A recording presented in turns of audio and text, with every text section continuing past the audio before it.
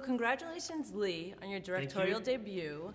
Congratulations, Lin, on The Godmother of Horror. I got quite the winning duo here. Is there anything you guys can't do? I'm terrible at risotto. You know, I always overcook the rice, it comes out sloppy, it's mealy. Leigh, what was it about Elise's character that made you want to explore that more? I think that I just loved this character. She's very unique. I mean, she's kind of this bright, bubbly woman who looks like your next door neighbor, but yet who has this great power that she's able to utilize and tap into. And that juxtaposition of those two characteristics really draws me in. Luckily, the fans of the Insidious films feel the same way. They always come back to Elise. They love that character.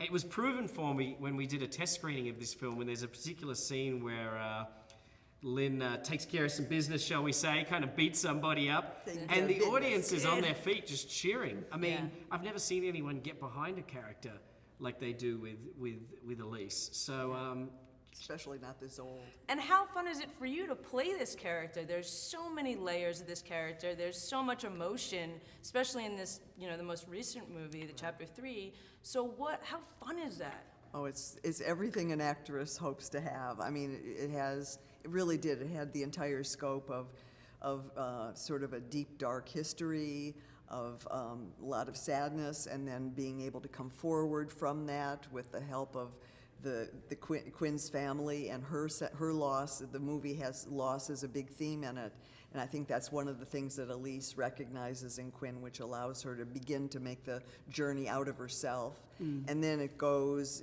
further, that struggle with yourself to make those moves. These are things that we all struggle with, all of us, on some level. Right. Whether you're a kid even. I mean, trying to make something happen and something won't let you, and you have to get to the peak of it, and then to be able to have the strength to really sustain that, and then to move forward into a new part of your life. I mean, so there are ideas that I think are very universal on whatever level whatever level you're at in your life. These are all qualities of humanity that I think we all struggle with. So it was totally a beautiful role to try to bring to life. Yeah, I feel like we can all relate on some level to the arcs of your character. Me too, and that's, Leigh wrote that so beautifully. Yeah.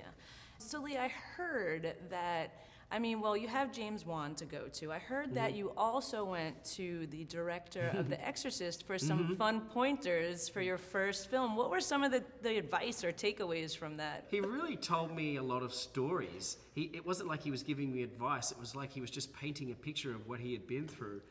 But one thing he did say is just that, when you're making a horror film, you want your actors to be scared for real. You don't want them to be faking terror when they can be really terrified. So you have to find creative ways to do that. And so on set, sometimes I would take Stephanie and lock her away and make her listen to heavy metal music for an hour, or I would make her sit in the dark and not talk to anyone on the crew. I mean, naturally as a person, Stephanie wants to be talking to everyone. So I would just separate her from everybody and make her sit on her own.